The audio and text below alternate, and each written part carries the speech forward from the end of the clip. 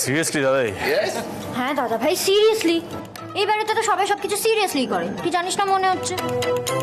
এই প্রাইজ আমাদের, মানে প্রাইজ যাই হোক না কেন আমরাই জিতবো। প্রত্যেকবার এরা জিতে যায়। না না না, আমরা প্রাইজ পাবো। আমরা আমি কিছু আরে পাই না। ছাড়, ছাড়, ছাড়। না না না, গিন্নি চলো চলো, ননির হাড়ি খুঁজতে হবে। চলো তুমি কি জিতবে না? কোন দিকে কোন দিকে? চলো চলো চলো চলো। এই রুদ্র, এদিকে এসো, এসো এখানে।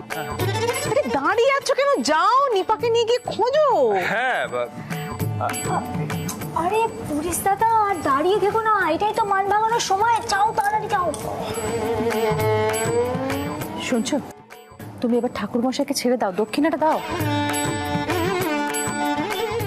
আই মিঠা, তুই গোপালকে বলেছিলি না দাদু ভাই বাড়ি ফিরে এলে দাদু ভাই ননির হাড়ি ভাঙবে?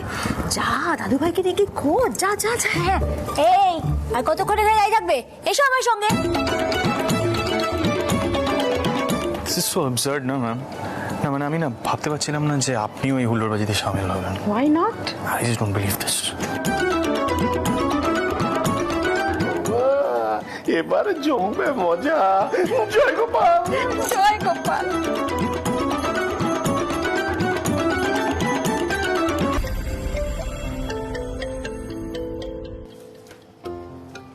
নিপা, নিপা তুমি, আরে তুমি এখানে চুপচাপ দাঁড়িয়ে আছো? চলো আমরা খেলায় পার্টিসিপেট করবো না? আরে ননির হাড়ি খুঁজতে সবাই লেগে পড়েছে, চলো এবার।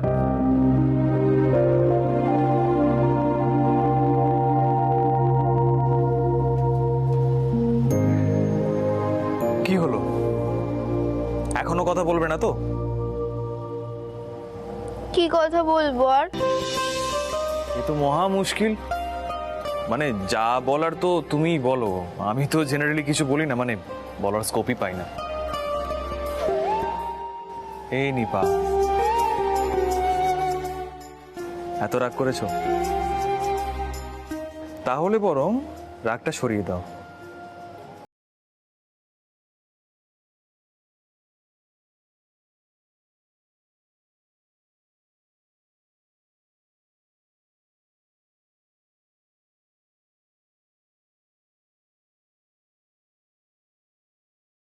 কোনো ধারণা আছে তোমার?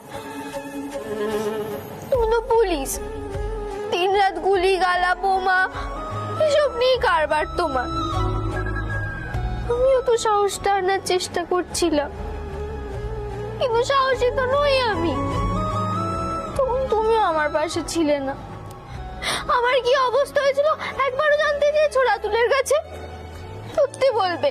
নিপা, আমি সত্যি বলছি, তখন আমার মাথায় না টাইম বম ছাড়া কিচ্ছু চলছিল না।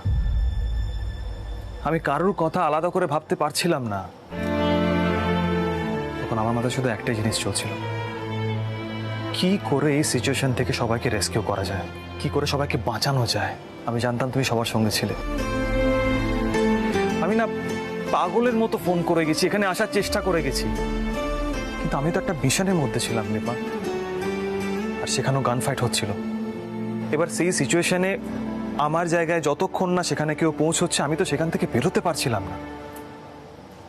আমি কি করে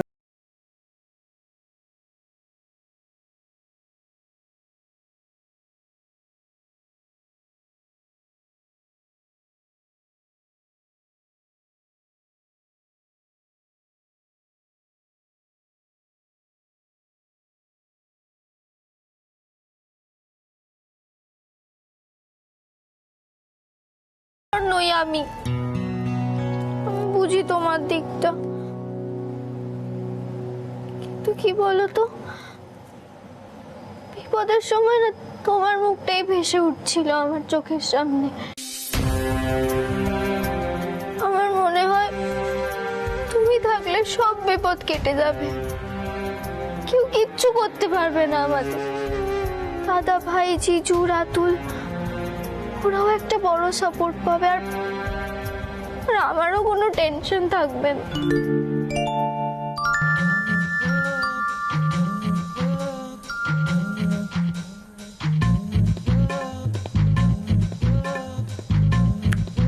হ্যাঁ, রান্নাঘরেই তো হাঁড়িটা থাকতে পারে। ঠিক এইরকম জায়গাতেই তো লুকিয়ে রাখবে। দাঁড়াও।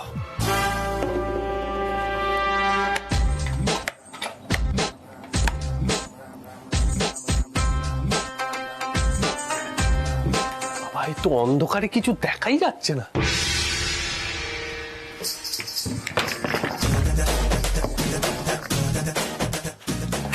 এই তো। ও না, এটা তো লাউ।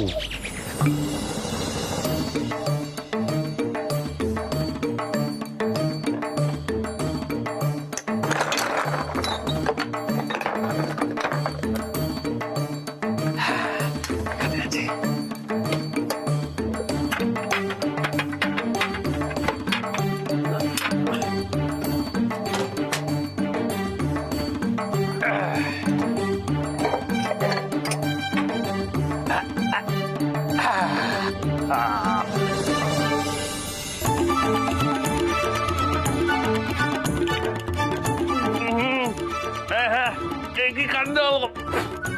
চশমাটাও পড়ে গেল। কোথায় গেল? হ্যাঁ, ও ওরে বাবা রে, তেরিকা! আরে বাবা রে বাবা, এই তো চোখেও কিছু দেখতেই পাচ্ছি। কোথায় শুনছো?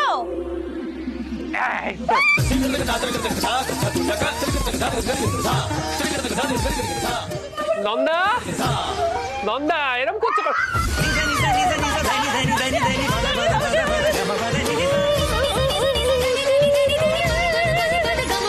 কি হয়েছেটা কি, এত চিৎকার কিসে?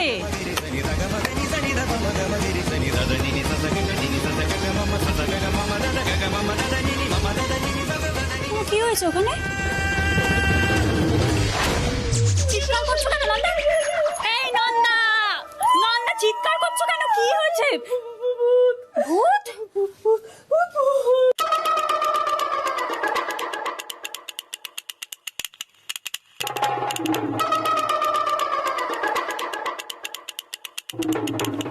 রাজীবটা তো।